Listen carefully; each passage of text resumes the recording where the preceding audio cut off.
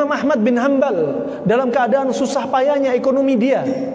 Ketika beliau berbekam, beliau memberikan harta sekian dinar. Kalau kita rupiahkan di zaman kita, upah yang diberikan kepada Imam Ahmad kepada pembekam kalau dirupiahkan sekitar 1 juta atau lebih. Kenapa? Mereka berusaha menghidupkan sunnah.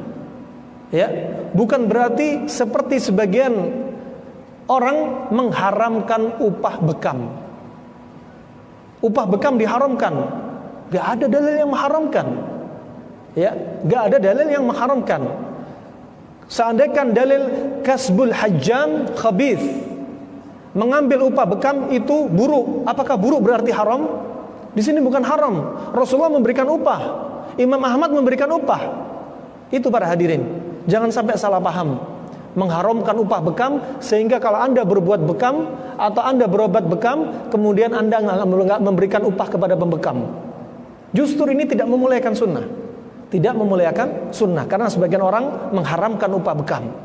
Naam, rahimani wa rahimakumullah. Di zaman dahulu ketika kita tanyakan kepada sebagian masyayikh, naam, bahwasanya bekam di masa lalu kenapa dinamakan khabith, buruk?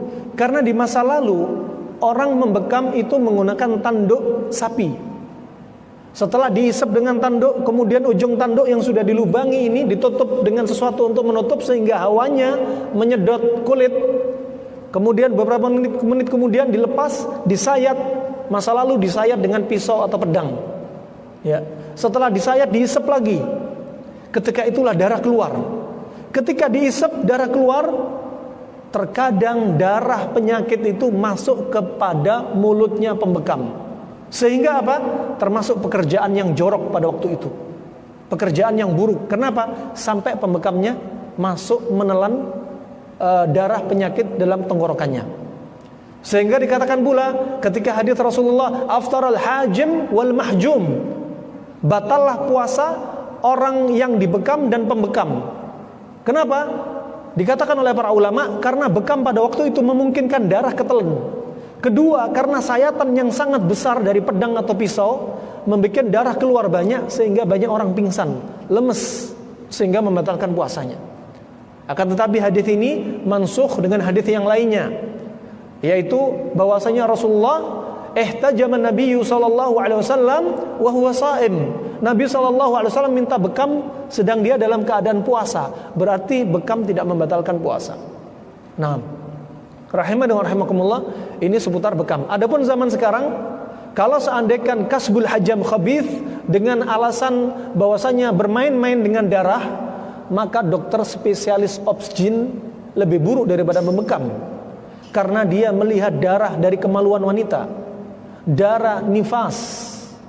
Karena dia bermain-main dengan darah. Begitu pula para dokter ahli bedah, berarti lebih buruk daripada upahnya pembekam kalau dalilnya bermain-main dengan darah.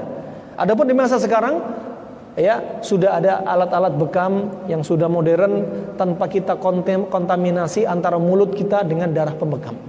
Nah, rahimani wa rahimakumullah, ini yang perlu diluruskan. Kemudian ketika Rasulullah naik ke langit, malaikat bertanya, "Muru ummatakum bil hijamah." Obatilah umat kalian dengan berbekam. Bekam di masa sekarang butuh modal. Alatnya beli, kemudian antiseptiknya beli, kemudian butuh kasa, kemudian butuh gloves, handscoon, kemudian butuh untuk alat mensterilkan alatnya, kemudian butuh untuk membuang sampah, membuang alat-alat medisnya untuk distorkan ke puskesmas untuk dibakar, dihancurkan. Semua itu butuh modal. Kalau kita nggak bayar pembekam, berarti kita zalim. Mereka mengeluarkan uang, tapi Anda tidak memberikan haknya untuk mereka. Maka haramnya upah pembekam itu adalah fatwa yang perlu dilihat. Nah, yang perlu diluruskan.